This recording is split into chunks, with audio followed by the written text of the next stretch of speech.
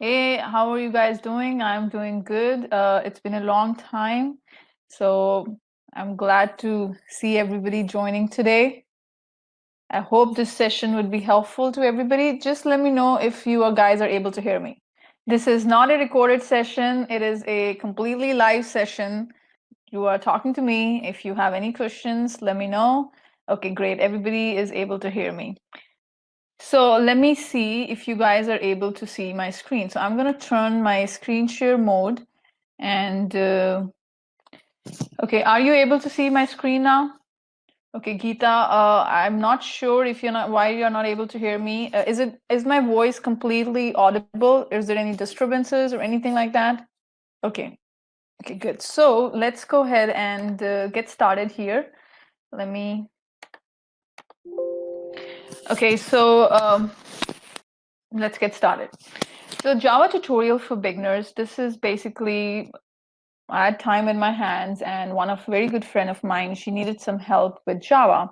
And I thought, okay, instead of just teaching her one-on-one, why don't I ask anybody else who's interested to join? And I'm glad that there are lots and lots of people who wanted to, who have some interest in learning Java. So that's why I prepared this session. It's going to be just a 1 hour session. I'm not going to take your Saturday away. So it's just going to be a 1 hour session, and I will let me go ahead with some of the session videos, and then I'll take a pause, and then I'll ask you guys if you have any questions, and then we can start from there, and then we'll jump to the next one, and then I'll ask you if you guys have any questions. Okay, so this is what's going to be the agenda. Towards the end, if anybody once the session is finished, if anybody wants to drop, they can, or if they want to stay for some question answer session, I'll take that. Okay, so let's go ahead and start now. So what is a programming language? So programming language is Java. Everybody knows Java is a programming language, but what is a programming language? So programming language is a language that you use to talk to the computers. Okay, so computers only understand a certain kind of language, which is basically, you can call it as assembly language, or you call it as a machine level language, or we can say something related to zeros and ones. So computers only understand 0 and 1. So what we have here is, as a human mind, we are not that capable enough to we're not capable enough to code in zeros and ones. So what happens is they have developed these high level languages. These high level languages are basically English like languages. Okay, it's not difficult, it's easy to understand, and that's what the high level languages are. So let's say C is a high level language, we have Java, the .NET. These are high level programming language, which is basically have an English like syntax, and we code in using these languages. We talk to computers, we give instructions to the computer. Okay, it's just telling the computer what to do. And in the back end, with the help of assemblers or interpreters, these are, you don't have to go into the depth, but so we can say there's a system in place which converts the code that we have written in the high level languages, and it converts into zeros and one. So it's like a win-win situation for us, because we are coding in something which is similar, which is easy to understand, which is easy to learn, rather than programming in zeros and one. And computer, it only understands zeros and ones, so it's kind of makes life of computers easy and life of humans easy. So it's easy to give instructions to the computers using these programming language. So Java is one of the programming language, and basically any language is just a set of instructions that gets followed, that gets executed step by step, and whatever we tell the computer, it'll execute in the top to bottom level approach. Okay, so that's what the programming language is. So as I mentioned to you, only humans are able to understand the high level languages.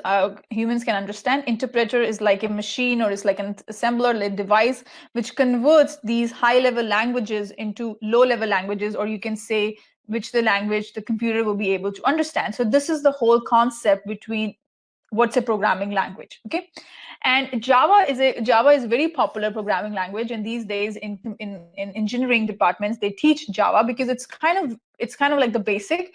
And once you know one programming language, I feel that it's easy to understand and learn other programming languages. So if you know Java, it's easy to learn Salesforce, Apex language. It is easy to learn .NET. So you don't have to learn each and every language, but if you are familiar with the basic concepts of one language, you can easily learn the rest of the other languages as well.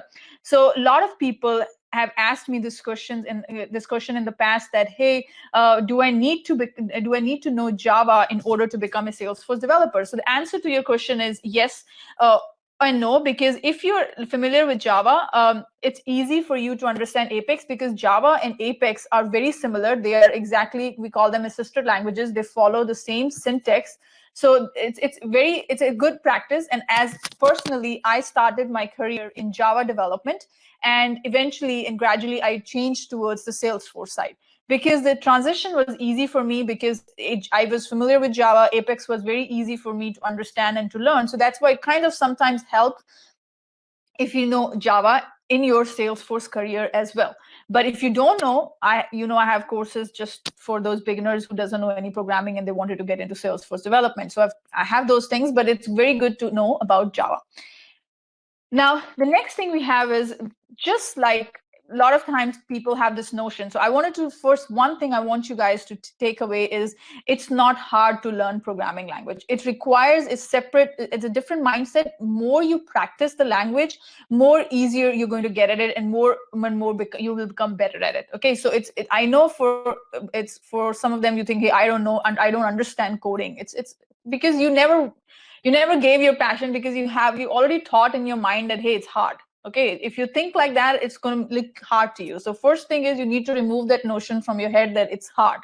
Okay, Java is as easy as learning English. Okay, just like we have, every language has some basic building blocks, and then using those blocks you learn, right? So we don't, first day in the class, we don't learn about how to write sentences or paragraphs, right? We learn from alphabets, we learn from ABCD, and then we start to make words, and from the words we go ahead and make sentences, and then from there we learn about paragraphs. So similarly, it is in programming language also.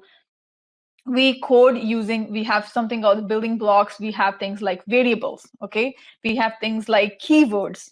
Keywords are nothing but words that have special meaning in programming language. Okay, those are called the keywords. And then constants. So these are the building blocks. These are the basics. And then using these variables, or using these keywords and constants, we give instructions, or we write our instructions. And once we write those step-by-step instructions, they make a program. So this is how English is similar to learning Java. I've kind of divided into simple blocks. Okay, so the first thing we're going to start with is, we'll start with IDE, because in order to write your program, you need a software which will help you to write your program. And you can write your Java program in Notepad++, but I would recommend you guys to download an IDE. What is IDE? IDE is kind of like a software or a tool which makes coding easier, because with the IDE, it kind of gives you suggestions. It's kind of it'll tell you that if you're doing something wrong, if there's syntax error in your program, it'll tell you that, hey, this is an issue with your program. So it's very, very important. And in real world, when you're working as a developer, you definitely will be using an IDE. And there are different kinds of IDEs that are available. It's called integrated development environment. Basically, it's an environment to develop your code. So the IDE that is very popular for writing Java is Eclipse. Okay, a lot of other companies also use NetBeans, but I've been using Eclipse for a long time for Java development. So we won't get into the nitty-gritty of how to download, because it's very simple. First thing you need to do is you need to download Java on your machine. So this is the place, java.com.download. This is where you can go to download your Java. And then once you have Java on your machine, then you go ahead and download the Eclipse. Okay, so Eclipse, you can just go to any Google website and you can say download Eclipse on your machine, and what it'll do is it will basically you can go ahead and download the Eclipse. There are different versions, so make sure you use the one which is based on your machine type. So if you're using a Windows machine, you can go ahead and download this one, which is basic, and download the 64-bit. So this is the Eclipse IDE, and this is the one that we will use in order to write our programs.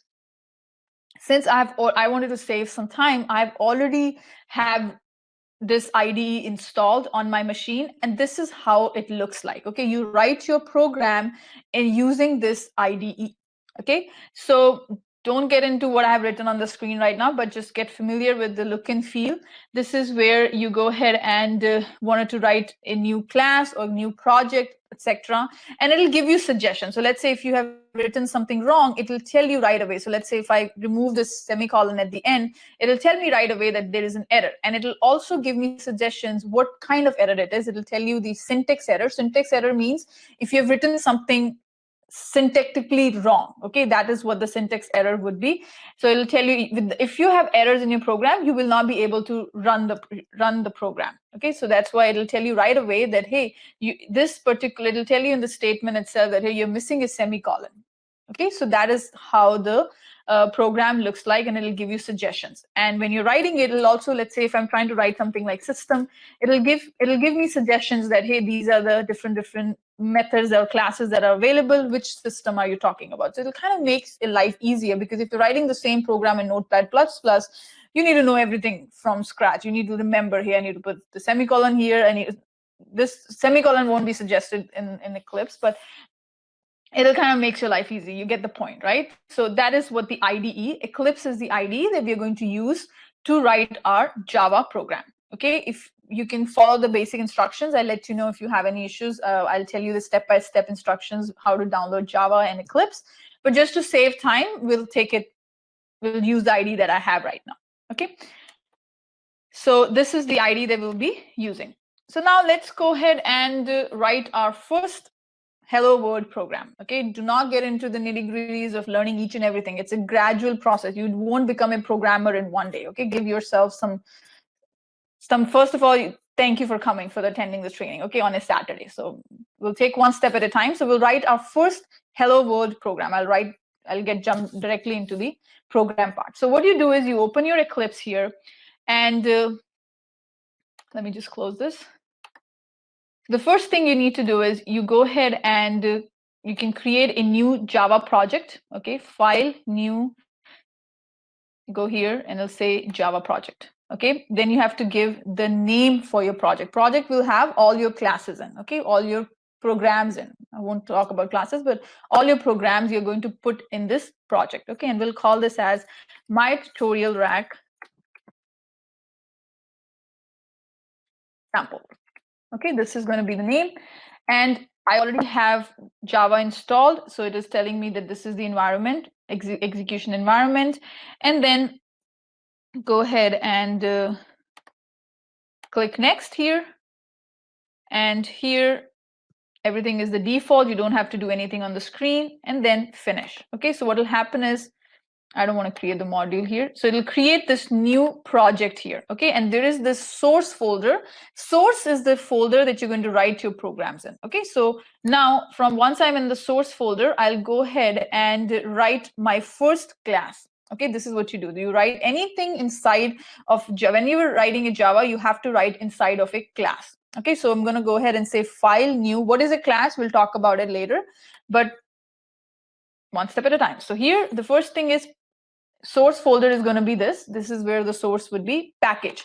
So if you want to put this class inside of another package, okay, basically it's like a folder, and you create another folder, and then you create another folder, and that's where you put your class in. Okay, it is important to organize stuff. Okay, so it's good to give your package, have to have a package. Don't write everything directly under the source folder. So package is basically, you can say that similar type of classes you bundle together and you put them in a similar package. So let me give the name for the packages, java.simple classes. Okay, so this is going to be the name of the package, and then I'm going to go ahead and provide the name for my class. Okay, so the name always for the class is going to start with a capital letter. It's a good practice. So I'm going to call this as demo example. Okay, so this is going to be the name for the class, and then it'll also gives you that, hey, do you want to have a public static void main method? Okay, so this is where the program runs from. So main method is the method from which the Java, when you run your program, it looks for this main method. Okay, that's the starting point. So we will go ahead, every Java program will have a main method, and that's what, when you run your Java program, when you execute means whatever instructions you have given, then those instructions will get executed. Okay, so when you're executing your Java program, you look for, the Java looks for the main method, and that's from that's the place where it will start executing step by step. Okay, so I will provide it has to have a main method, and then hit finish. So this is how the demo example class looks like. So I didn't do anything here. I just did file, new class.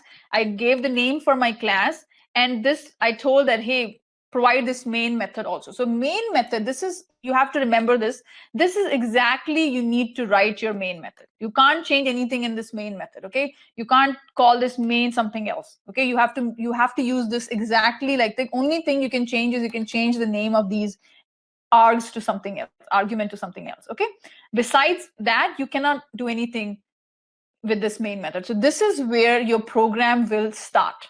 Okay, it'll look for anything before you write. It doesn't matter. It'll start from what you have written inside of your main method.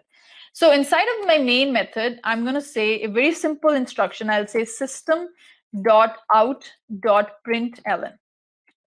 Okay, and inside of this, I'm going to say hello world. This is going to be the name. This is what does this statement do? So this is an instruction that I'm giving to the program. I'm telling that, hey, print this line on the screen, system.out.println. So whatever you write inside of this will be printed as it is on the screen. This is the point of the system.out.println. So system is the name of the class, and it'll print, println is the method. So it'll print whatever you write on the screen for you. Okay, so this is the program that I've run. Okay, I've written, this is the program. Now I'm going to execute it. So how do I execute? You go ahead and you right click on this, and then there is a thing called run as, and run as Java application. The moment you say run as Java application, I think I haven't saved it, so make sure you save the class. So there is an asterisk sign next to the class which tells you the class has not been saved. So I'll just check this checkbox, always save resources before launching. Click OK. Okay. Okay. I have no idea what happened here. Okay, there's a prohibited package name. Really? The first class itself? Okay, let's try a new one. New class. And instead of the Java, we'll call it Java. Call it com.code example. Okay. I don't know what the problem was with that. So let's call this as hello world. And then it'll have a main method, and hit finish.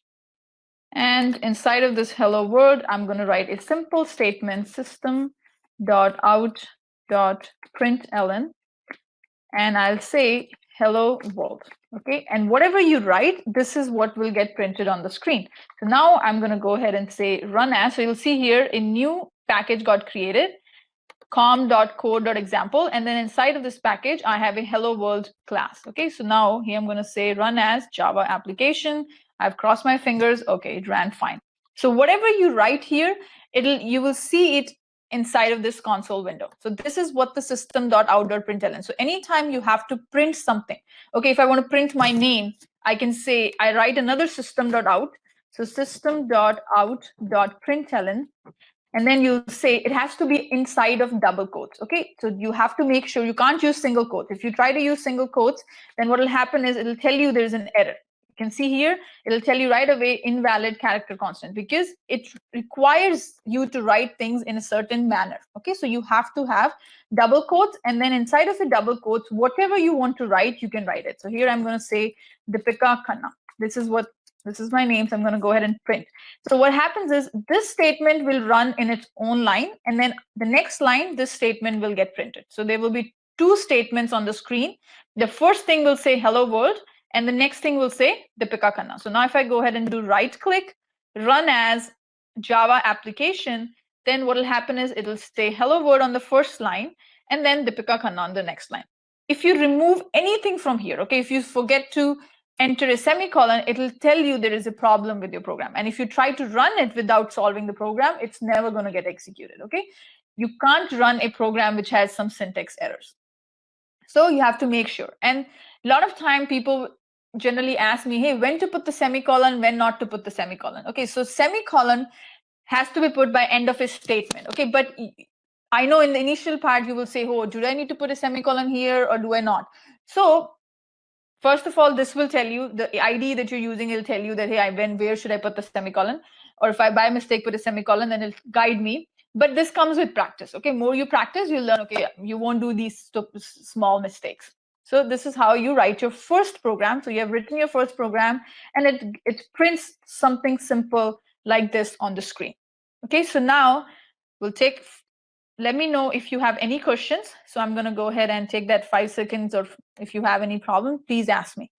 Okay, I'll also send, if somebody needed some help with the Mac installation, I'll do that.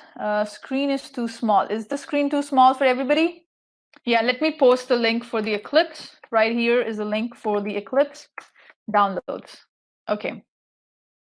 Shall we proceed? Okay.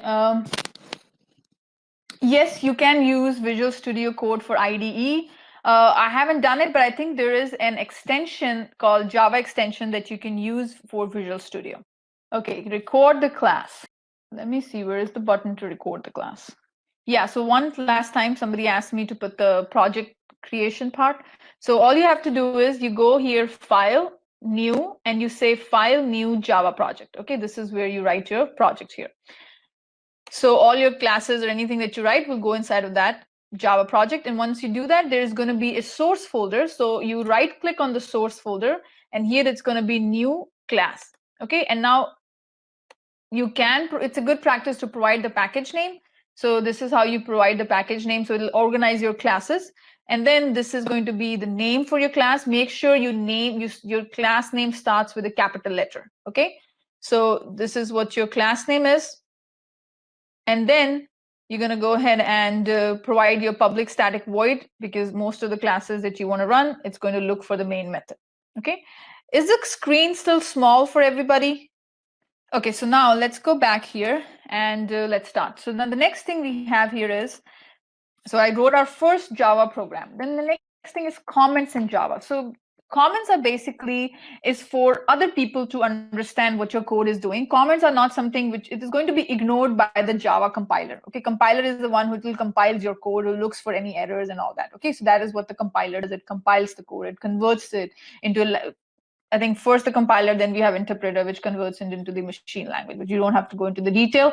So comments is something for, let's say you've written a code which is 120 lines, okay, and if you wanted to just explain what the whole code is doing, then you can write comments. So comments is not only good for other people to understand your code, it is also very good practice for you as a programmer. So whenever you're writing, you should have it, when you're working in real time, you should have a good practice of writing comments. Comments is basically tells what your class is doing, what your methods are doing, what the variable is for, all that. So it's good to write.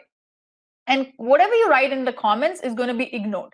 So that is just for your own purpose, or for other developers to understand what your code is doing. So there are two different types of comments. You have multi-line comments, and then you have is single-line comments. Okay, this is how you write your code. So this you can use. This is a multi-line comment. So anything that you write inside will be ignored. So this is my main method. I hope you are enjoying this session. So this is completely going to be, this is not going to get printed on the screen. This is just for your own learning purpose. Okay, this is how you write your comments. And this is how you write a multi-line comment, which is basically on different lines. And if you want to write a single line comment, this is how you write. You write 2/ and then whatever you want to write. Okay, this is going to be your second type of comment, which is a single line comments. Okay, this is just, it's only going to be ignored. So when I do run as Java application, it's not going to print anything that I've written in the comments. Okay, only these 2 lines will get printed, because, and this itself is a comment to do auto-generated method stuff, because this is using these 2// and it'll automatically will have something. This is going to be the color, okay, light green. So that tells you that this is a comment. So that's what we have comments here. We have 2 different kinds of single line and multi-line, very similar to C and C++. And all the characters available inside any comment are going to be ignored by the compiler. Then next thing, the very basic building block is variables in Java.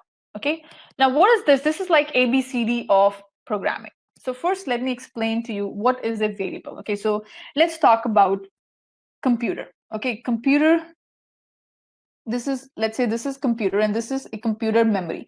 It is divided into these blocks. Okay, it's divided into block, and every block has a address. Okay, every block has a, there's an address for that. Okay, so now let's say what computer does. It basically is for computing purposes, like a calculator. It's a computer, right? It's kind of like a machine. So let's say you wanted to write a program to add two numbers. Okay, you wanted to write a program to add two numbers. So those numbers needed to be stored somewhere, right? So you will go ahead and let's say in one memory location, you stored the number 10. Okay, so you basically name this memory location something. Let's say we call it as A. This is the name for a memory location. So we'll tell that, hey, at the memory location A, we have a number called 10. Now, why do we call it as a variable? Because tomorrow you can go ahead and change the value inside of that. Okay, I can say right now A is equals to 10, but I don't want A is equal to 10 anymore. I wanted to point it to 20. So now you can go ahead. Now A is no longer pointing to 10. It has a value of 20 inside. So the value inside can be changed. That's why we call it as a variable. So anytime you wanted to store any information, if you want to store somebody's name, if you wanted to store any numbers, or wanted to store the age of somebody, you wanted to store employee salary or whatever it is, date of birth. So you need some place or a memory to hold that value for you. So that is when we will use a variable. Okay, so A is equals to 20. Then let's say the other number I wanted to store is, let's say 5. And that number is stored in this memory location. And I'm going to name this memory location as B. You can't name both of them as B. It's going to give you an error because the computer is going to get confused that, hey, which A you're talking about, right? So it has to have different numbers. And also, the variable names should have some meaning. Okay, it should tell you what it is. You should not be naming as A, B, C, D, right? Let's say if you're storing somebody's date of birth, the variable name should be date of birth. If you're storing somebody's age, the variable name should be age. Okay, you can't use X, Y, Z. It's not a good programming practice. So whatever your variable is using for, whatever the variable is for, you should write the name for the variable telling what it is. Okay. So this is how you variable is. So anytime you have to store some information, you store it inside of a variable. Then the next thing we have is, before you use a variable, you need to declare a variable. Okay. Now, what is the meaning of declaring a variable? Declaring a variable means that you tell what type of data that you're going to store. So the first thing is going to be a data type. Okay, data type means you deal with different kinds of data every day. Sometimes you have to store age, sometimes you have to store date of birth, sometimes you have to store somebody's weight, sometimes you have to store what salary he's making, you have to store address. There are different kinds of information. You have to store phone number, correct? So there are multiple different types of information. So you have to tell Java machine that, hey, this is going to be the type of data that I'm going to store. So if you have told that computer that, hey, I'm going to store number kind of values, you can't put somebody's name in that variable. Okay, that's why it's going to give you syntax error. So you have to first tell data type, then the name for the variable, and then the value. This value part is optional. You can provide the value that time itself, or you can provide the value for the variable later. Okay, so these are some of the ways that you can define the variables. Okay, so character, so this is a data type. There are different kinds of data types in Java. Char is one kind of data which can store like one letter characters. Okay, that is what, like A, B, C, D. If you want to store something like that, one letter, then that's what the characters are used for. It's a data type. Okay, if you want to store just the numbers, not the decimal numbers, okay, if you just wanted to store numbers 1, 2, 3 without the decimal point, then there is a data type called int. Okay, you have to remember. Okay, hey, I need to add two numbers. What kind of data I need? It's going to be of integer type. So the variable that will be of the type will be of integer. Okay, so you have to remember int data type. Then you have char, which is if you wanted to store one characters. And here itself, you are providing the value for the variable itself. Okay, you can, it's a optional part. Then let's say you can, right here, you are not providing the value for the variable. You are providing what is the data type and the name for the variable. Okay, this is, and then semicolon. This is very important, the semicolon part. Now, if let's say you're needing 3 numbers and if all the 3 of the integer type, you can write it like this: int number 1, number 2, comma, number 3. So rather than writing 3 different statements, you've written that, okay, the data type for each of these is same. I can declare them in one go. So this is another way of declaring a variable. And then once you have declared the variables, you can provide the value for the variables later. Okay, so you can say you have declared the variable num1 now holds a value of 10. And then semicolon. This is an end of a statement, so you have to put a semicolon. Number 2 has a value of 100. So you can write this later, okay? So this is how you declare a variable. Declaring before you use a variable, always remember you have to declare it. You have to tell the system that, hey, what kind of information my variable is going to hold, what is the name for my variable, and what kind of value the system, that variable will have. And this value part can change, okay? Right now you're providing 20 as a value, but the type of that value should not change. If you have specified it's an integer type, it's going to be only holding numbers. You can't put somebody's name in there or somebody's address or somebody's string. Okay, you can't do that. You have to stick to what you have declared in that variable. Let's move on to the next one. Let's do a simple example. Okay, so what I'm going to do here is I'm going to add 2 numbers. That's going to be my thing. I'm going to add 2 numbers. So what I'm going to do is how many variables I will need. Okay, I will need 1 variable to store my first number. So I'm going to say the type of the variable would be int because I'm going to store integer value without a decimal point. I'm going to say num1 is the name for my variable and the value is going to be 10. Then I'm going to declare another variable num2 and this is 30. Now if I wanted to store the sum of 2 numbers, let me create a third variable and I'll call this as sum. Okay, and what this variable will have, it will have this variable num1 plus num2. Very simple, right? This is how you write your math. Okay, so you declared a variable. This is declaring part, and then you declared another variable, and now you're saying num1 plus num2, and then we'll print the value of this variable sum. Okay, so let's go ahead and do this example. So I'm going to go back to my Eclipse, and here I'm going to say new class. Okay, and I'll call this as variable example. And I'll have a main method inside of it and then hit the finish. So this is my another class that I've created. It has going to be a main method. So first thing is I'm adding 2 numbers. Okay, so I'm going to say int. Type of my variables is integer. Num1, comma, num2. Okay, and then I'm going to say, okay, let me declare the variable here itself, sum, because the type is the same. Okay, so all of these 3 variables are of the type integer. So I can declare them in one line. And then I'm saying sum is equals to num1 plus num2. And then I'm going to say system.out.println. Okay, sum is sum. Okay, I'll explain to you what I've done here. Now, there is an error here. Now, what is the error? The error is you are adding these 2 numbers, but you have never provided the value for these numbers, right? They need to have some value. What are you adding? The point of variable is to store some information. What information are you storing? Okay, so let me say that num1 is having a value of 100 and num2 has a value of 20 in it. Okay, and that error went away. And then I'm saying system.out.println because I wanted to print the value of what is the addition of these 2 numbers.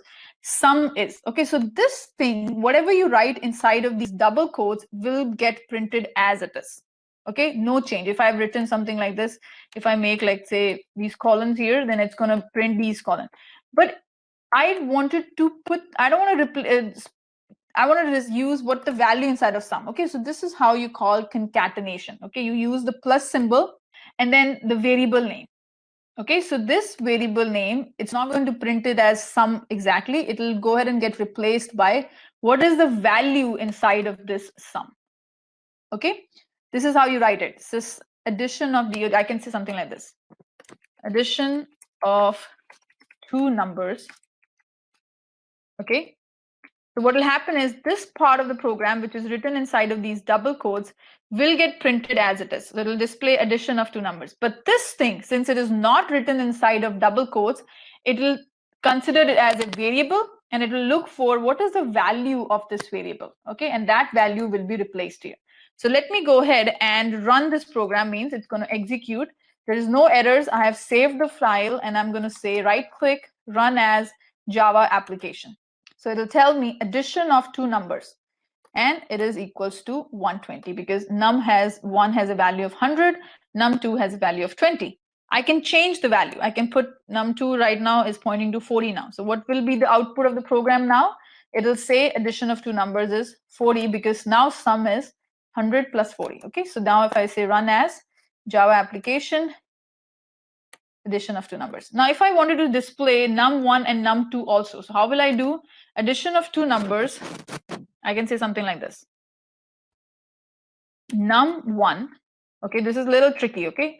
Num1 plus, I wanted to have plus here, and then I'll say num2 plus, and then I wanted to print equals to. Okay, so, and then here there's going to be another plus sign. So basically, this is anything inside of double quotes, this will get printed. Now num1 is not inside of double quotes, correct? So what is num1? 100. This plus symbol that you have written here is not inside of, it is inside of double quotes, means it will get printed as it is. So this plus part is basically to concatenation, okay? Since you're adding something in quotes and then you're adding a variable, it has to have a plus sign. Okay, then this plus will get printed on the screen. Then num2, okay, is this inside? Okay, so there needs to be another plus sign, okay, because this is a double quotes and this is without double quotes. So num2 is going to get replaced by 40 because it is not inside of double quotes. And then this equals to is inside of double quotes, so it will get printed as it is. Okay, then again, this sum is not inside of double quotes. It'll go ahead and find the value for this variable. So let me run this, and this is how it will get printed. Okay, addition of two numbers, num1 100 plus, as it is going to get printed, then 40 num2, and then this equals to, that gets printed. If I wanted to give some space, I can say space here, and I can put some space here. So this will have some space, and then I'm printing the value of sum. Then run as Java application. You can see here there is now space. If you want to give space between these plus sign, you can do that. I can say here, space here, and then once you write the run as 100 plus 40, let me give some space before the plus also. So now this gets printed. Okay, this will come with practice. Okay, forget about it if you finding it a little tricky. Okay, so whatever you write inside of double quotes will get printed as it is. Anything that you don't write inside of a double quote, consider it as a variable, and it will go ahead and replace the value for that variable. Okay, since you're writing something in double quotes and something not in double quotes, there needs to be a plus sign to concatenate both of those things. Okay, so this is how, if I run the program, this is how the program will run. 100 plus 40 is equals to 140. Are you guys clear on how I've written this thing? Okay, so he's asking, okay, Ramesh, why to give plus before the num1? Okay, so here, see, because this is in double quotes, right? And this is num1 is not in double quotes. Okay, that's why I've used this plus symbol. Similarly, this plus is inside of double quotes, num1 is not inside of double quotes. So in order to concatenate these two, I'm using this plus symbol, okay, to make it as a string, to concatenate them. Concatenate means adding them. Not adding in maths, but I'm talking about like concatenation.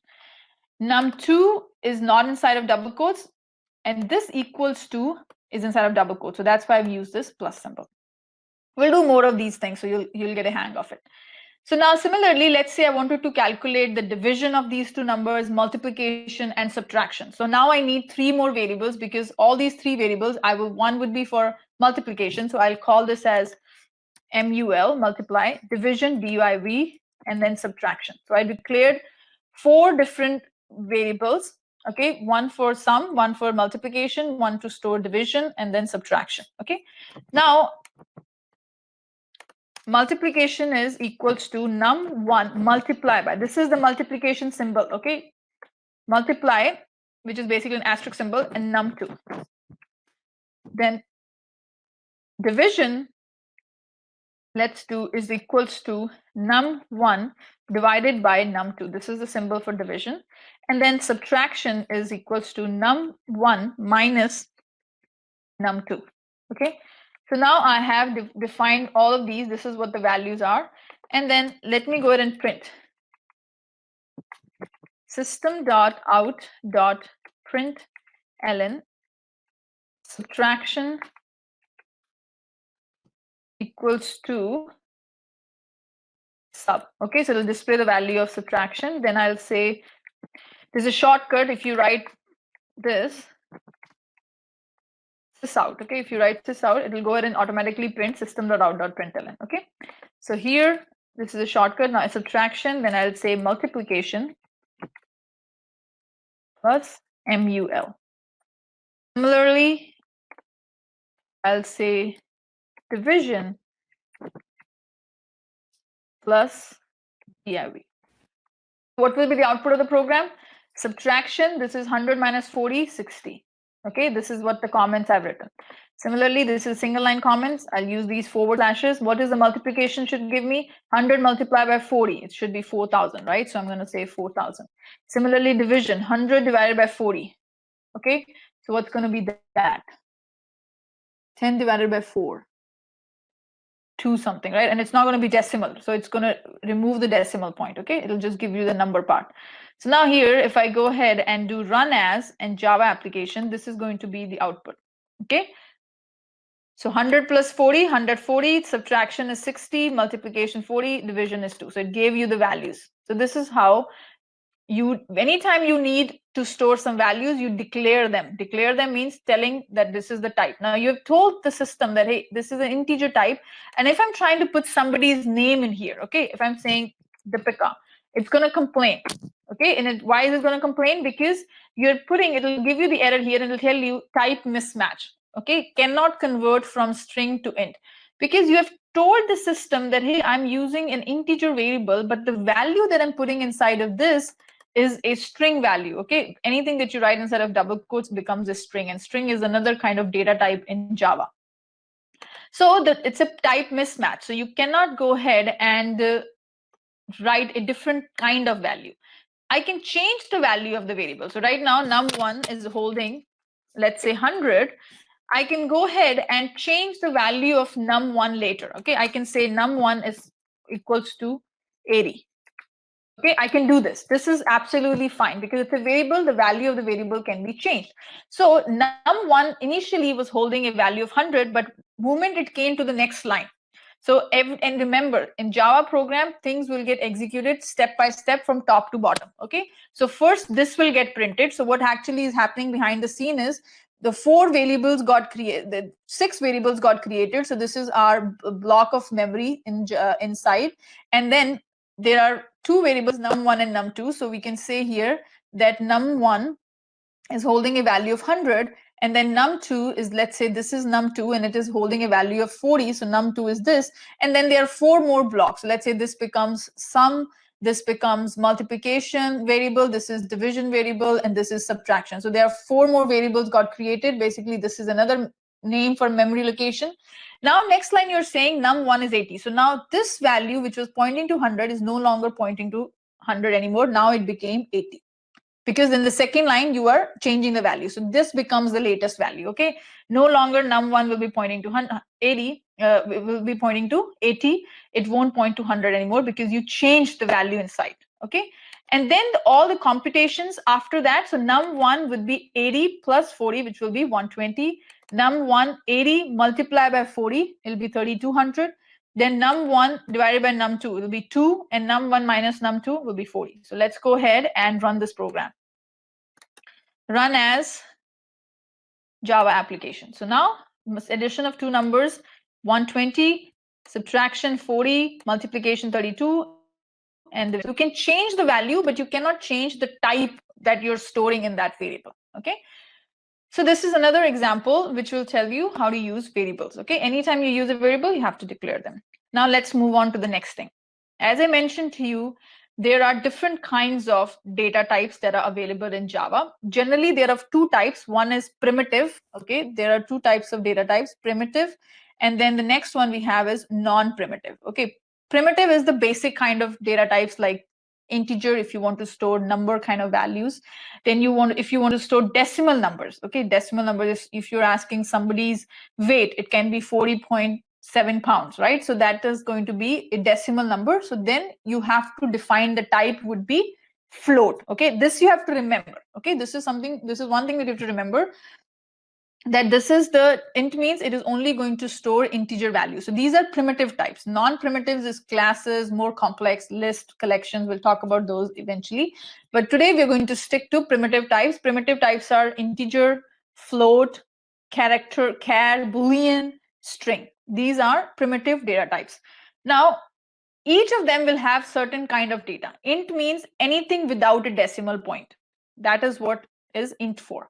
Float means if you wanted to use decimal numbers, okay, and we have to write f after that. So that is a floating point. It's a floating variable, means it will have decimal data type. Because if you try to put a decimal number inside of int, it will complain. So if I go back to my program here, and if I go ahead and num1 right now is pointing to 100, let's say I've changed this to 80.77. It's gonna, and I hit the save button. It's gonna complain because it tells you, and it'll tell you type mismatch. Okay, it's giving you the error. Cannot convert from double to int. Double is also a data type to hold decimal numbers. Okay, I'll tell you the difference between float and double in a minute. But this is completely telling me that, hey, I have declared a variable as of the type int, and I'm putting a value of 80.77, which is not right. That's why it is giving me an error. And if I try to run it, you can't run this program until you fix the error. So by fixing means you have to remove those decimal points. Now, the next thing we have char. Okay, if you wanted to store just single letter, that is what you do. You write it inside of single quotes. Okay, that makes it as a char. Boolean, if you just want to store true or false values. Okay, now what is the purpose of true or false value? Okay, sometimes you have to store answers to somebody's question. Like you ask the individual, hey, are you above 18 years of age or no? Yes or no, that's the answer, right? So it's going to be true or false. Do you drink alcohol? That's a yes or no question, right? And then the next one can be, let's say, are you graduate or not? Okay, so that is another yes or no kind of question. So those kind of things, you're going to define variables of the type Boolean. Okay, Boolean variable can only hold a value of either true or a value of false. You can't put anything else besides those two values. String is anything that you write inside of double quotes. That makes it as a string. So anything that you write inside a double quote, even if you write a number 100 in makes, it becomes a string.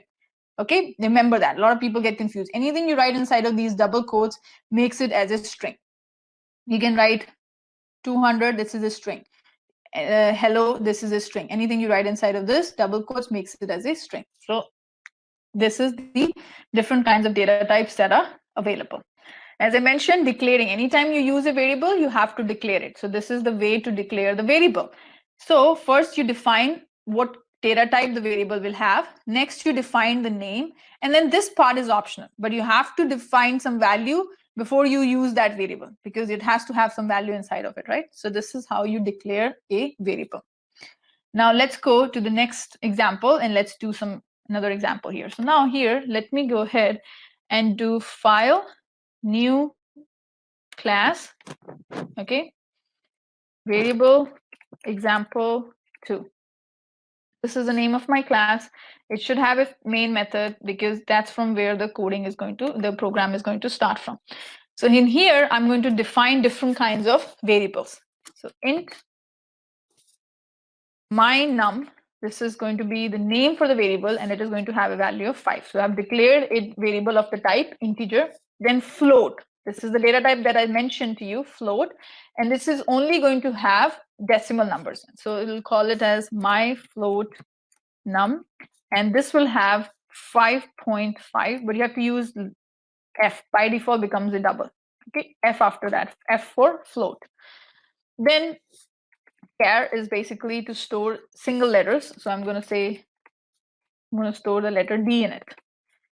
You can't store more than one letter, okay? If you want to store a word or something, then you need to use string. Then next thing is Boolean. This is how you declare a Boolean by using, now these can't be written in same line because this is of the type integer, this is of the type float. So you have to write in different lines. If the data type is the same, then you can define them in one line. But if the data type is different, then you have to define in the next line. And you have to use a semicolon, okay? You could have used the same thing, like you could have made this way. There's no syntactical issue with this program, but just for readability, this is not a good practice. Okay, so make sure you write every statement in the next line. Okay, Boolean, I'll call this a variable as my bool. This is the name for the variable, and this is going to hold a value of true. Okay, then let's say this we want to define string and call it as my text. This is the variable name, my text is equals to, and I'll call this as inside of this my tutorial rack. Okay, string my text, and now if I want to print the values, I can print it. Okay, how do I do? You got it. I'll call it this out, and then do a control and space. Okay, it will print the whole thing, and I'll just print the values for this. Okay, my num. I'm not writing this inside of what? I'm not writing it inside of the double quote. So it is going to consider this as a variable. And next thing is why it is not looking for the variable. It's giving an error because Java is a case sensitive language. Since you have used the letter capital N, you have to specify capital N here. Okay. Otherwise, it's going to complain because it's a case sensitive language. So you have to follow the, if you're using a capital name, capital letter in the variable name, you have to use the same exact one. Otherwise, it's going to complain. Okay. Similarly, I'm going to go ahead and print the value of the next variables as well. I'll call this as my float num. Then the next one sys out, and then my letter, and then the next one sys out my bool. So it is going to print the value here. If you could have done in the same exact line, and I'll show you how you can do it. You probably would know by now. My text. Okay, so what is going to happen is it is going to display. So this first line is going to display number 5. Float is going to display 5.5. And this one is going to be 5.5.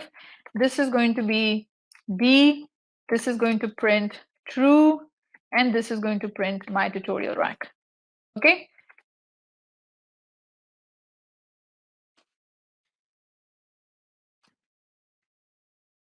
Now run as Java application. You can see here it displayed 5.5 in new line. So every time you encounter a system.out.println, it will start in the next line. Now you could have done it the same exact way. How you would have done, you could have said sysout system.out.println. I could have done the same thing. I'll say my num. This is going to get printed as it is equals to space plus my num.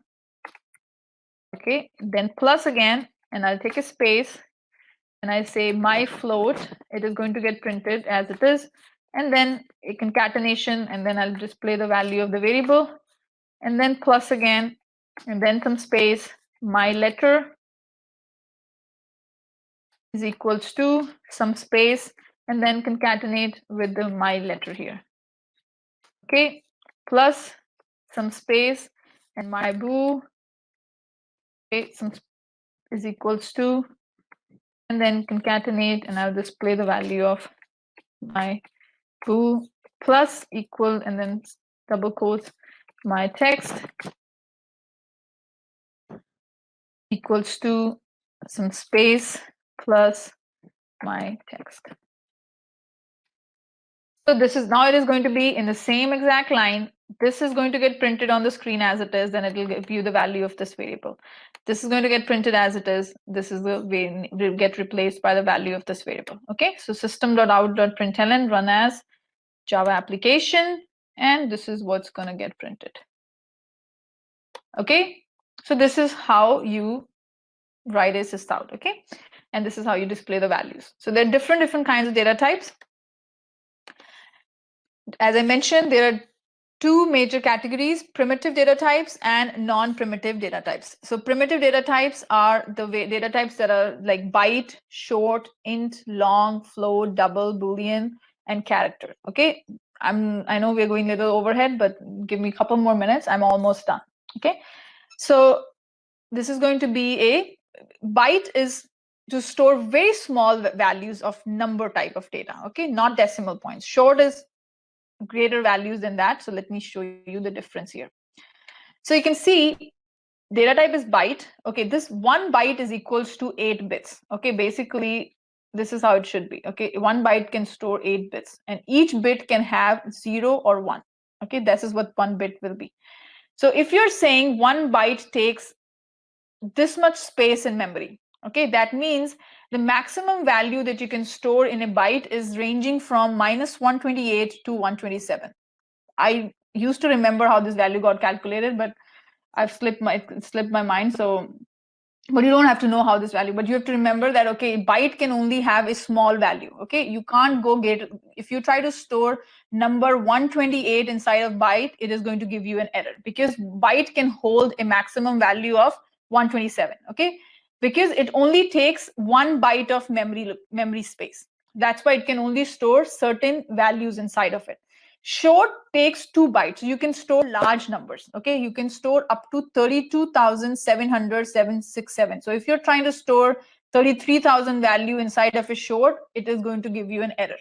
Okay, int takes 4 bytes. So you can store numbers like up to this size. Okay, if you want to store a value which is greater than this, then you need to go for long, because long also takes 8 bytes and it can store large numbers. So if you wanted to store something like, what is the distance between earth and sun, that's a large number.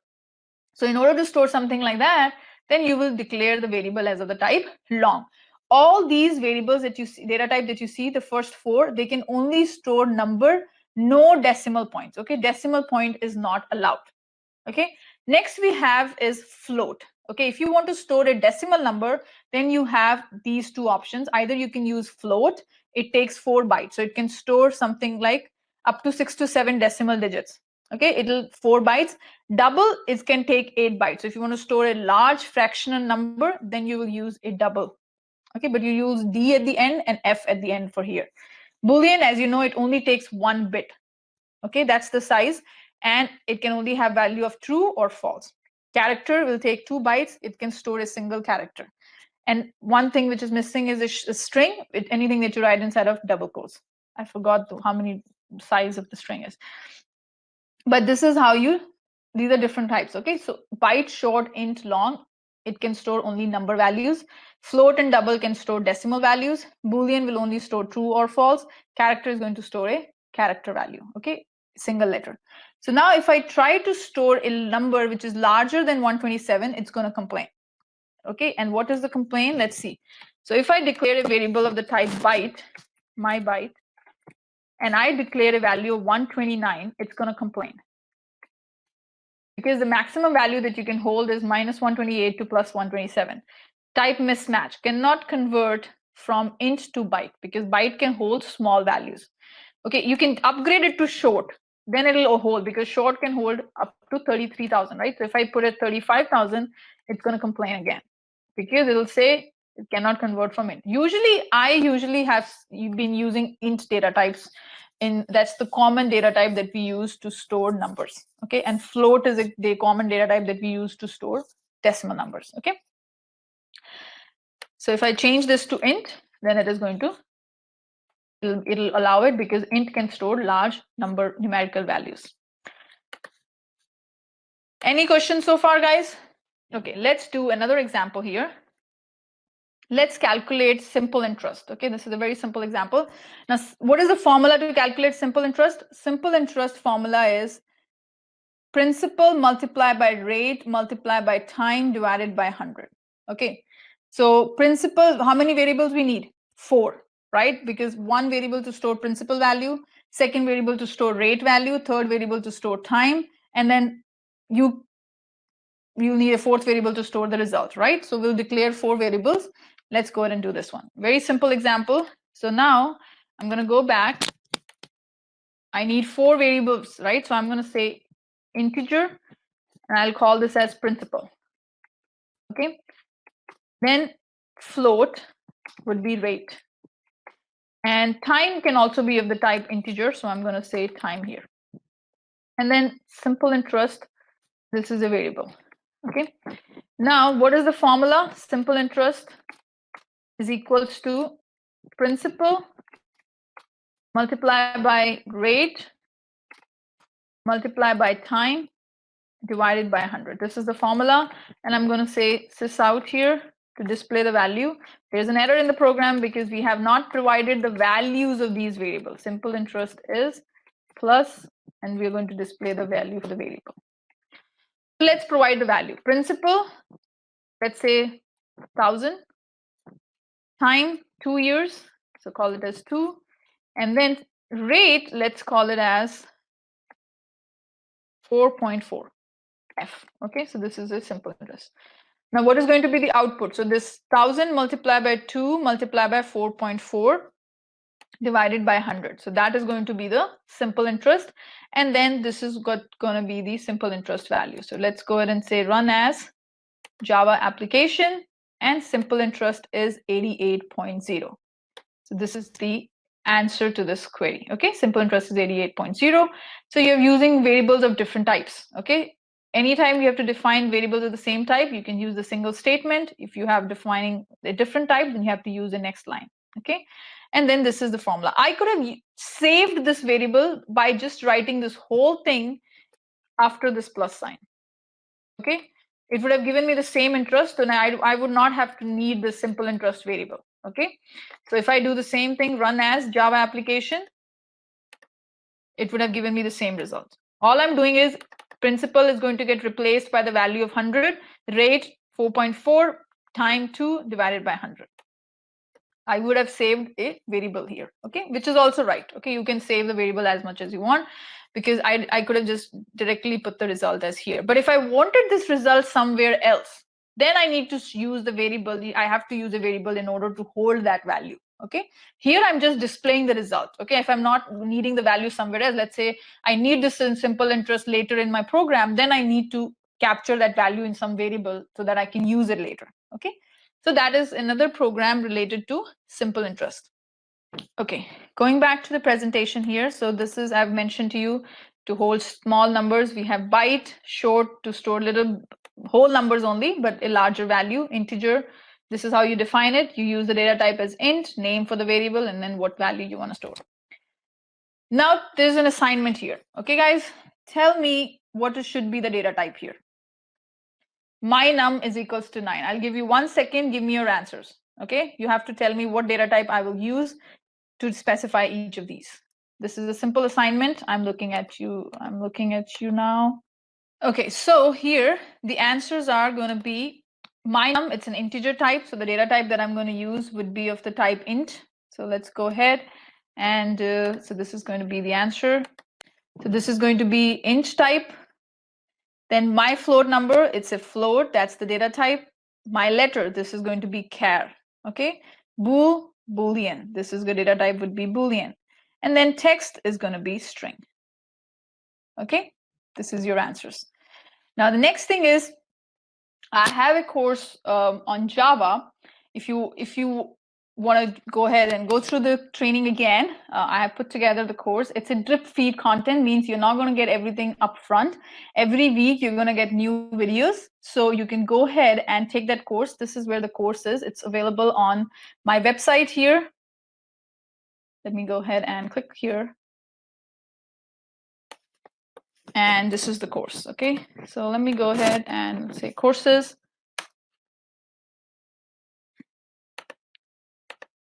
There's a course available for Java. You can look up on the website. So if you're interested, you can enroll in that course. This is the course here. Okay, and this course is going to be a drip feed. So every week you're going to get new content. Okay, it tells you how to install Java on your machine, all that kind of stuff. But not everything will be available up front. It is going to be one every week. So that way you will keep yourself posted that I need to finish the videos in order to get the next set of videos. Okay, so this is a great course. People have enjoyed it, especially if you wanted to become a programmer. This is very, very basic. So you can start from the very basic, and then gradually we will cover more advanced concepts, like we can say object-oriented concept, inheritance, encapsulation, exception handling, all those kind of things. But it'll take you from step by step. So this is a great course if you wanted to start. Even if you're a Salesforce developer, you can take this course. This is a one-time fee of just $27. This is just to, because I've seen people in the past take free courses, they never go through that. Okay, if they have a little bit money invested, they at least have the courtesy of going through that course. Okay, so that's why I've put it as a very minimum price here. It's a one-time payment. You can go ahead and enroll, and this is the link to the course. Okay. Now the next thing is another thing I will request you guys, please spread the word about the class. Try to share it with as many people as you can. Post on your LinkedIn, post on your Facebook about this. And this session will happen every Saturday. We'll stick to the timing, 12 o'clock. So that way you will be, it'll be 1 hour, so it won't be that long. And try to promote it. And the next thing is I have a YouTube channel that I want you to subscribe, so that because on that YouTube channel I post a lot of videos, a lot of content, a lot of free content. So you can go ahead and subscribe to my channel. The name of the channel is MyTutorialRack. Okay, I have you can go ahead and subscribe that channel. That is one thing at least you can do today for me, is go ahead and subscribe to the channel. It is MyTutorialRack. You can just Google, you can go to YouTube and look for the channel and hit the subscribe button. So that way you will get notified on any new videos, because anytime I put a new course, anytime I put new videos, you will get notification about that. So it will keep you updated. Lots of free content, lots of great materials. Okay. So check out that video, check out my YouTube channel, and also check out this course. I'm 100% sure you'll get a lot of value in this course, and you'll be able to keep up with it. Okay. Thank you guys. And now it's the time for question answers. If you have anything, please let me know. Otherwise, we'll wrap it up. Okay. Yeah, integer was, or yeah, byte was also fine because we're storing small value, but you can use int as well. Byte, long, and int were the right answers. Okay, I'm posting the course link here if anybody is interested. Okay, guys, let me know if you have any questions, okay? Yes, Srinath. I will eventually, after these Java sessions, I will go ahead and take Apex as well, one-on-one, but Java itself will take a couple of weeks. So eventually, but I have something in pipeline that I'll go ahead and kind of provide these live sessions. You will also, by taking that course that I mentioned here, Java course, it's going to be a great addition to have it. It's going to give you a certificate at the end of the course. The content will be uploaded every week on that. So it's a good material on there, and anything like installation instructions, assignments, all of that are covered in that course. Okay. So that's all. And I think, thank you so much, guys. I really, really enjoyed this. And I hope you liked it. If you have any questions, feel free to email me. My email address is info@mytutorialrack.com. That's the name. If you like it, please go ahead and subscribe to my channel. Promote this thing as much as you can. And I'll let you know about the next sessions. Okay, it'll be next week. So keep if you have at least, I would recommend you guys to go ahead and go to mytutorialrack.com and just hit the enroll now. So that way you'll be added to my subscribers list, and then all the upcoming emails will be sent to you. So you won't miss out on any opportunity, you won't miss out on any email, and you'll get notified about the next classes as well. Okay, so you can go ahead and just hit the enroll now button. I have lots of free training available. I have the free courses available as well. So go ahead and subscribe to those if you want to learn. Okay. So with that, I think I'm done for today, and I will look forward to seeing you next week. Thank you so much, guys. Yes, so if anybody, Madhu, thank you for your question. If you're interested in learning Selenium, Java is very, very crucial for that. So yes, this course will be helpful for Selenium people as well who want to do QA automations. That's it. That's also another plus point. Okay. Thank you, Humaira. I really, really appreciate it. Okay, so if Java, Habib has a question, if Java is already installed. So you can just go to window R, do a CMD here, command prompt, and then you can say Java dash version, and it will tell you if you have a Java version. So I think I forgot to share my screen. Let me share it with you. So no, Ramesh, every week course is not $27. I'm not here to take all your money. It's just one-time payment, and you'll get access to the whole course. Okay, you don't have to pay every week. Everybody needs money, but I'm not that greedy. Okay. So here, oh my God, my system got hanged. Dorit, it is one-time payment and you'll get access to the course. Okay. The content will not be available. All the content will not get, because I've seen people do not even take course once you have taken, like, I want you to go through the course. So every week more videos will be posted. Okay. Okay, guys, there was an issue. So somebody asked me this question about if they have Java on the machine. So what you can do is go to Window R, command prompt, CMD, you type in there, and you can do Java dash version. Okay, and it'll tell you if you have, okay, Java dash space here and version. It'll tell you what version you are having. Okay, so that's the other place. Go to command prompt and then you can type in the word Java. Okay, so that's, and if you want to download Java, you can go to download Google and download Java here. Okay, and you can go to the Oracle website here, and then you can download these Java, any of the Java versions. Okay, software development kit, you can download that, and then make sure it's available in your path. Okay, and that's when it'll recognize, and then you have to go in and install your Eclipse. Okay, what's the difference between Java and JavaScript? So Java is basically a language for, it's a programming language. JavaScript is for the browsers. Okay, it's a front-end language for talking to the browser. So that's when we use JavaScript. Okay, it's a front-end language for front-end applications. Println is basically to print anything on the screen. That's when you use println.